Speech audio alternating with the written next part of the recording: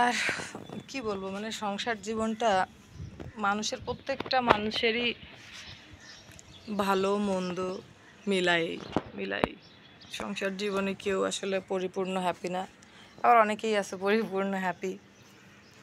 হ্যাঁ, তো দেখা যায় কি, আসলে যতই কষ্ট করুক না কেন মেয়েরা, বাইরে থেকে এসে হয়তো অনেকে বলে যে কি করো সারাদিন, কি কাজ বাসায়।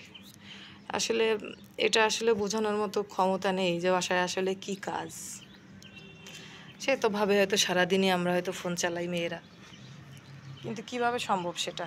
রান্না বান্না 3 বেলা যে মানুষ রান্না করে, তারপরে হচ্ছে বাচ্চা কাচ্চা সামলায়, তারপরে যার পশু পাখি আছে, আমি জানি না তার সময় হয় কতটুকু সময় হয়। দেখা যাচ্ছে ঘুম থেকে উঠে ফজরের পরে হয়তো বা ঘন্টাখানিক সময় থাকে, জোহরের পরে বিকালের টাইমে হয়তো 1-1.5 ঘন্টা 2 ঘন্টা, এই হচ্ছে সময়। আমার আমার যতটুকু সময় তার ভিতরে সময় হচ্ছে এতটুকু। আর রাত্রে ঘুমাইতে হয়, আর রাত্রে যদি না ঘুমাই তাহলে তো মনে করি সারাটা দিনই খারাপ যাবে, কোনো কাজও করা যাবে না, কিছুই করা যাবে না। তারপরেও হাজব্যান্ডরা এসে বলবে। তো হচ্ছে কী করি আসলে, এটাই দুঃখজনক যে আসলেই কী করি। তখন আমি ভাবি যে সত্যিই আমি অপরাধী। মানে যখন বলে সারাদিন বাসায় কী করো, তখন ভাবি যে আসলেই তো আমি কী করি সারাদিন। তখন ভাবি যে অপরাধী কি আমি নিজেই, অপরাধী অপরাধী সাব্যস্ত করতেছে। আসলে হাসি লাগে, যেহেতু আবার টেলারিং করি, তো আমার আসলে ফ্রি সময়ই থাকে না। আমি যখন ফোনে ভিডিওগুলো পোস্ট করি, আমি তখন সেলাই করি।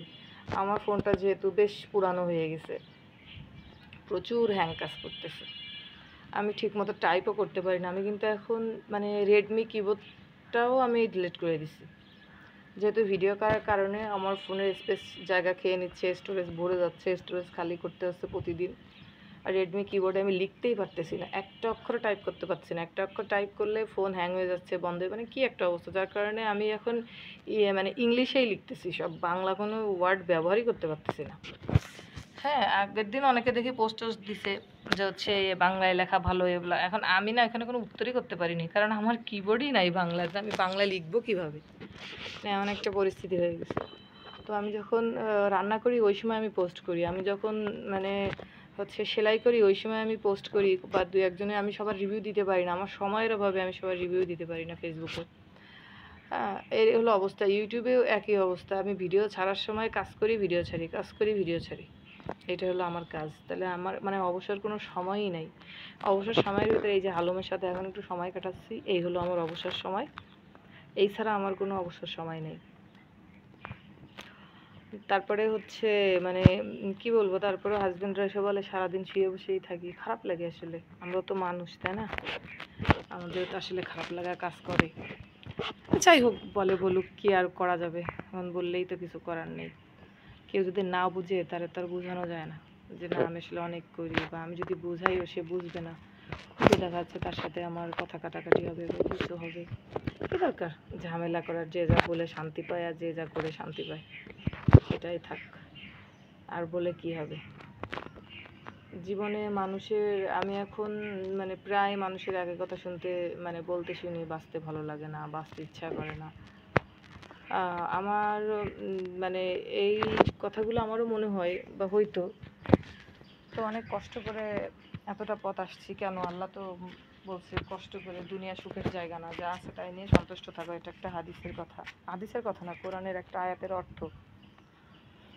দুনিয়া সুখের জায়গা না, যা আছে তাই নিয়ে সন্তুষ্ট থাকো। আলহামদুলিল্লাহ। তো এই আয়াতটা জানার পরে আসলে কারো কোনো অভিযোগ থাকার কথা না, যেহেতু আল্লাহ কথা বলেই দিছে যে দুনিয়া সুখের জায়গা নয়, যা আছে তাই নিয়ে সন্তুষ্ট থাকো। কিন্তু সবাই সবার ভাগ্য পরিবর্তন করার চেষ্টা করো। আমি ওই জাতিকে ততক্ষণ ভাগ্য পরিবর্তন করব না যতক্ষণ না সে নিজে চেষ্টা করে। তো ভাগ্য পরিবর্তনের চেষ্টা করতে হবে। আর দরিদ্রতা কিন্তু মানুষকে কাফের পর্যন্ত বানায় দেয়। মানুষ বলে না গরিব থাকা ভালো, এ থাকা ভালো, তা ভালো। এটা কি অলস অলস লোকের কথা? আমি গরিব আছি, ভালো আছি, সে অলস, সে কাজ করবে না, সে তার জীবনের মান উন্নয়ন করবে না। সে যদি বলে আমি গরিব আছি, ভালো আছি, না, গরিব হচ্ছে মানে গরিব মানুষের কাফের পর্যন্ত বানায় দেয়, কারণ সে দরিদ্র। যদি পেটে খাবার না থাকে, অন্য ধর্মের লোক এসে বলে তুমি আমার ধর্ম গ্রহণ করো, তোমাকে এই দেবো সেই দেবো, এরকমও আমি শুনছি আগে। আমাদের গ্রামেই নাকি অনেক আগে একবার হয়েছিল। কারণ হচ্ছে আমার আব্বু গল্প করতেছিল যে আমাদের গ্রামে কিছু মানুষ মানে খ্রিস্ট ধর্ম মানে ঈসাই মুসলিম বলে যাদের অনেকে, মানে ঈসাই মুসলিম গ্রহণ করছে ধর্মটা। আমি ভাববো কেন? তো বলতেছে কি আসলে ওদের তো ওইভাবে না, ওদের প্রলোভন দেখায় যে ঈসাই মুসলিম এটাও মুসলমান, এরাও মুসলিম, জাস্ট ঈসা নবীর অনুসারী হয়ে এইভাবে আর কি ওদের বোঝায়। ওরা গরিব মানুষ, কি করবে, খাওয়া দাওয়া নাই পেটে, কাপড় চোপড় নাই, টাকা পয়সা নাই, ওরাও দেখা যাচ্ছে ওই অনেক, ওদের তখন কি সচ্ছলতা ফিরে আসে, অনেক সাহায্য করে, অনেক টাকা পয়সা দেয়।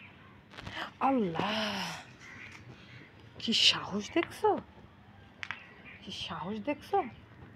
তো এই কারণে নিজের ভাগ্য পরিবর্তন করতে হবে। এখানে ধুলা, এখানে বসারই দরকার নেই, ওদিক চলে যা, ওদিক চলে যা, ওদিক চলে যা, ওদিক যা। তো এই কারণে ভাগ্য পরিবর্তন করতে হবে, আর যা আছে তাই নিয়ে সন্তুষ্ট থাকতে হবে, এটাই। আর হচ্ছে সবাই এখন মানুষ না কেমন যেন নির্দয় হয়ে গেছে। মানুষ মানুষের সাথে প্রতারণা করতে একবার ভাবে না, ঠকাইতে ভাবে না, দুঃখ দিতে ভাবে না, মানে কেমন যেন নিষ্ঠুরতায় ভরে গেছে। এই যে দুদিন পর পর শুধু মৃত, এই হাজব্যান্ড স্ত্রীকে হত্যা করছে, স্ত্রী হাজব্যান্ডকে মানে হাত পা কেটে দিছে, হ্যাঁ, অঙ্গহানি করে দিছে। তারপরে হচ্ছে একজন তো দেখলাম জবাই করছে, 4টা বিয়ে করার পরে সে তার হাজব্যান্ডকে জবাই করে দিছে। ঠিক আছে, তো আসলে আমরা এখন দিন দিন শেষ জমানায় চলে যাচ্ছি, এটা হবে, হবার ছিল হয়তো। দেখছো আমারে কামড়াই দিল, কেন আমি ওর পিস পিস থাকছি, তুই ধুলা মাখবি, আমি মাখতে দিচ্ছি না কেন তাই?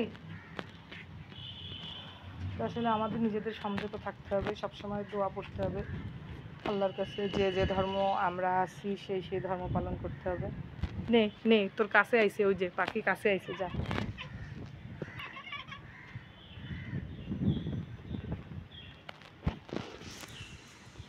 চলে গেল। এত খুশি হয়েছে, মাশাআল্লাহ, বাতাসটা সত্যি অসাধারণ লাগতেছে।